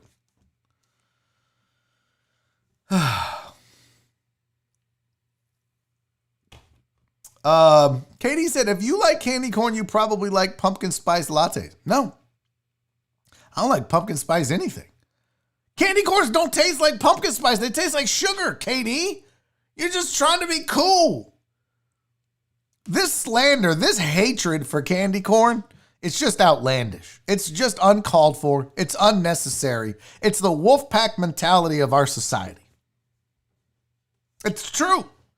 You only hate candy corn because other people told you you're supposed to hate candy corn. That's a fact. There's no other reason to hate a fucking candy corn. It tastes like sugar. Go to your pantry right now. Get a spoon. Dip it in your sugar, whether you have a sugar bowl or you just leave it in the bag. Eat a spoonful. You just ate a fucking candy corn. That's it. Quit, you're complaining. Candy corns taste like crap. You don't like sugar? Whatever's clever, you are incorrect. D Mata, that's so weird. D-Mata's love for eating ass is a disturbing trend. Wax and sugar? What? Wax and sugar? I don't know what that is. Candy corns taste like wax. No, it's fucking sugar. You know what tastes like wax? Wax. Wax lips taste like wax. Candles taste like wax. Candy corns taste like fucking sugar. I don't understand it. Candy corns taste like processed color number 5. No, it's goddamn sugar. Listen, I'm gonna start blocking people from this channel with all this candy corn slang. There's nothing wrong with a goddamn candy corn. I will defend candy corns to the day I die. Somebody thumbs down this show because I'm defending candy corns. And to that person, I say, fuck you and the candy corn you wrote in on. Okay? If you thumbs down this show because I'm defending candy corns, you can suck my candy corn. It's ridiculous. It's slander for no reason. It's unwarranted, people. It is unwarranted. There is no reason to hate on a candy corn. None. Other than you just want to look cool because you think other people think it's cool to hate on candy corns. That's it. That's it. That's the only reason you're hating on candy corns. Guys are assholes. It does taste like sugar covered in wax. No. The fuck are y'all eating? What candy corns are you eating that they taste like wax?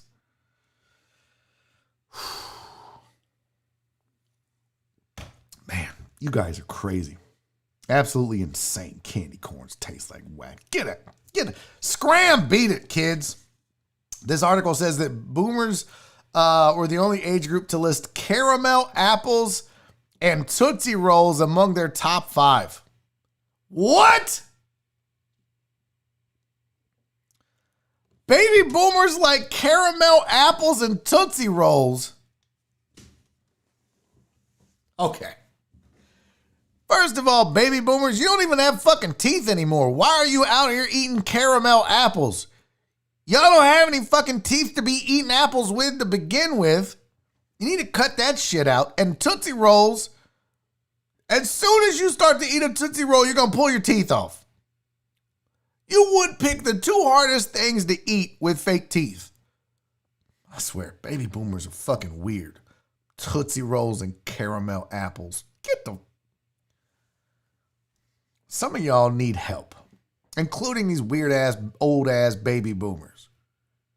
Who's giving out caramel apples? Who's got the time to buy that many goddamn apples and make caramel apples? That's a lot of fucking work.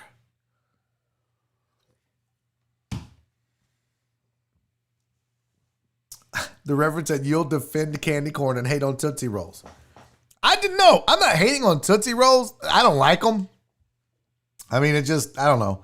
You talk about something that tastes like wax? Tootsie Rolls.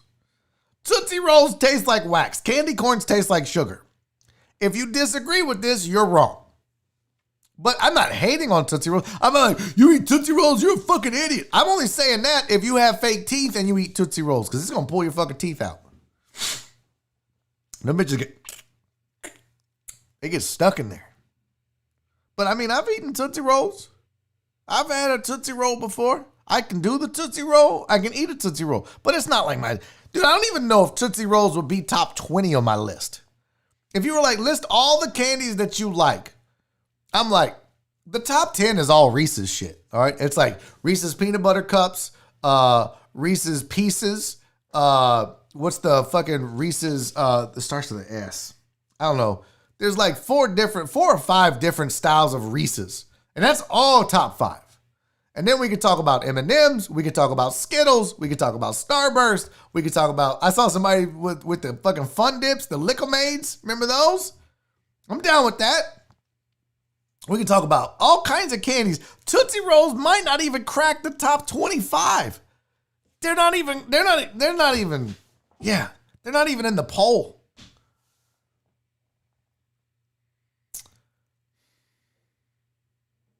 Some of you guys are fucking weird. I'm not even reading some of your chat messages. Some of y'all try too hard. All right, so that's the candy thing. I figured that would kind of spark a debate. Another Halloween thing for you. A company out here is offering somebody $1,000 to watch the same scary movie for 24 straight hours.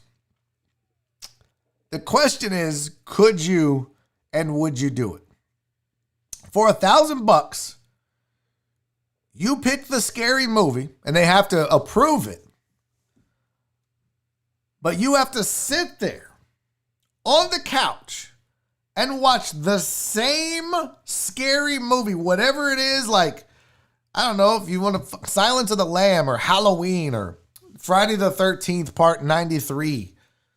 Jason beats people with his walker. Whatever the fucking scary movie you want to watch is, they have to approve it first.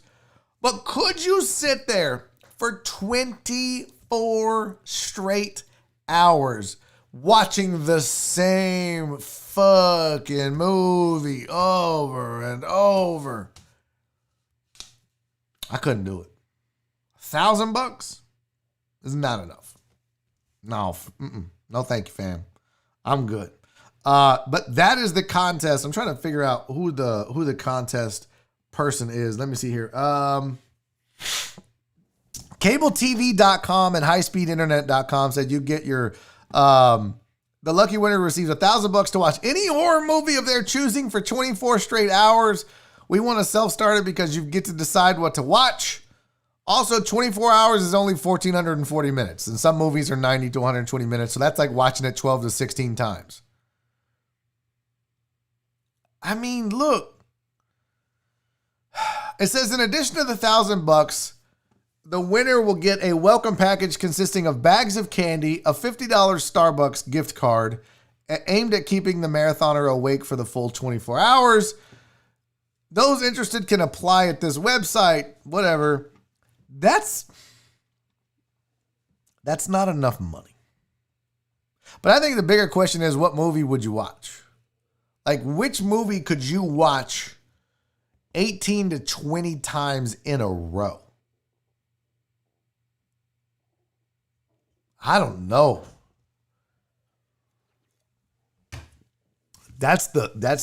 See, that I don't know. I imagine you can go to the bathroom.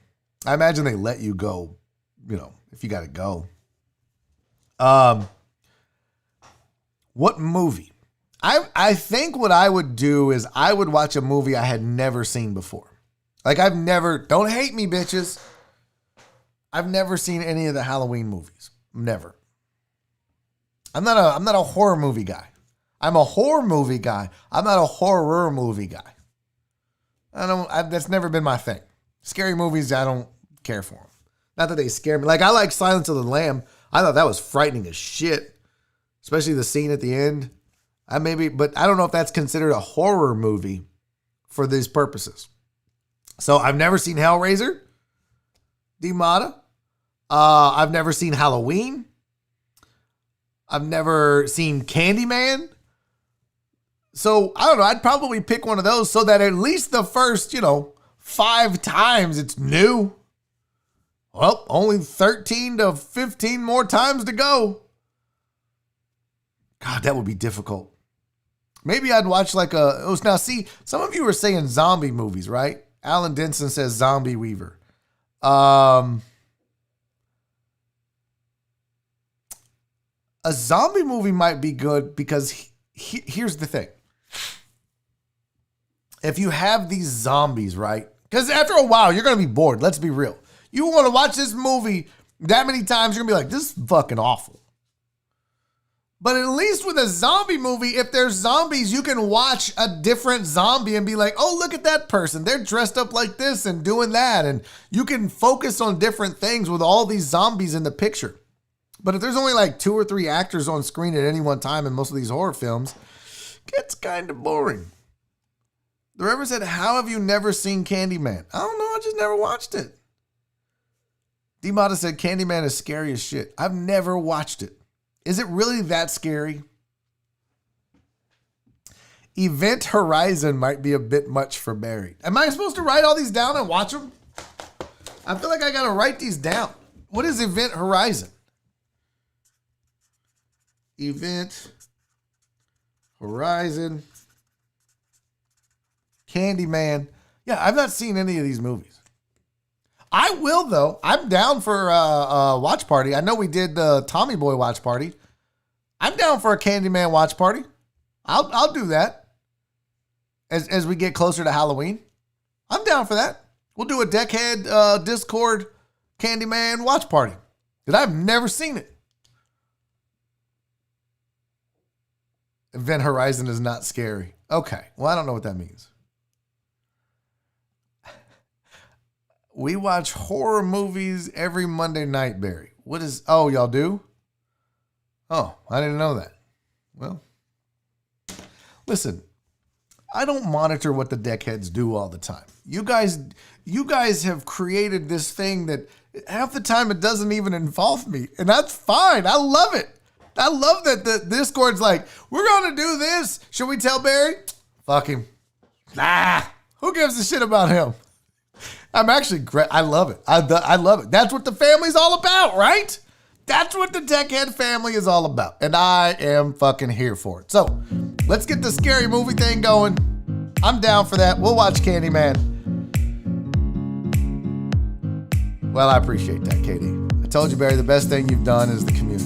I'm very proud of the community we have. I'm very proud of the deckhead family. I'm proud of what goes down on the Discord. And I love you all from the bottom of my congested heart. And I'm here for it. Speaking of the Discord, go get on there. Robert likes beer. It's time. All right. Children of the candy corn.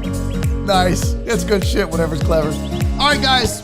That's the show for the day. Go Astros. Apparently they're sucking ass. Oh, well. I'll see you guys tomorrow. Thank you for being here. It's good to be back home with a good internet feed and a good camera. Until tomorrow, bitches. Be safe. Be kind. And most importantly, love each other. See y'all tomorrow. Daddy's making a YouTube video!